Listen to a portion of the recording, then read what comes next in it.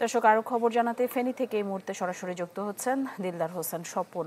স্বপন, এর আগেও আপনার সঙ্গে আমার কথা হচ্ছিল, আমরা বলছিলাম যে 22টি গ্রাম প্লাবিত হয়েছে, নতুন করে কোনো গ্রাম প্লাবিত হয়েছে কিনা, এবং পরশুরাম এবং ফুলগাজী এই দুই জায়গার মানুষকে আসলে নিরাপদে সরিয়ে নিতে পেরেছে কিনা জেলা প্রশাসন, এবং পানি উন্নয়ন বোর্ড আসলে কি ধরনের পদক্ষেপ গ্রহণ করছে? আপনি যেমনটি বলছেন, পরশুরাম ফুলগাজী দুই উপজেলার যারা পানিবন্দী রয়েছে নিরাপদ স্থানে নেওয়া হয়েছে কিনা। আসলে বাস্তবতা হলো এই এলাকার লোক যুগ যুগ ধরে অভ্যস্ত এটা প্রাকৃতিক দুর্যোগের সাথে, যার কারণে এই এলাকার লোক একদম বড় ধরনের কিছু না হলে তারা আশ্রয় কেন্দ্রগুলোতে যেতে চায় না। তারপরও প্রায় শখানেক পরিবার আশ্রয় কেন্দ্রে আশ্রয় নিয়েছেন, যাদের হয়তো ঘরে থাকার মতন জায়গা নেই। তবে এই বড় ধরনের কিছু হলে অন্য যারা এই এলাকায় রয়েছেন তারা আশ্রয় নেবেন। তবে আপনাকে বলে রাখি, এবারে ভয়াবহতা কিন্তু খুব বেশি ছিল।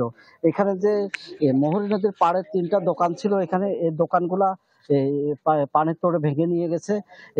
এর পাশে রয়েছে ফুলগাজীর যে শ্রীপুরের যে প্রধান সড়কটি, সড়কের পাশে দোকানগুলা ভেঙে নিয়ে গেছে মহুরী নদী।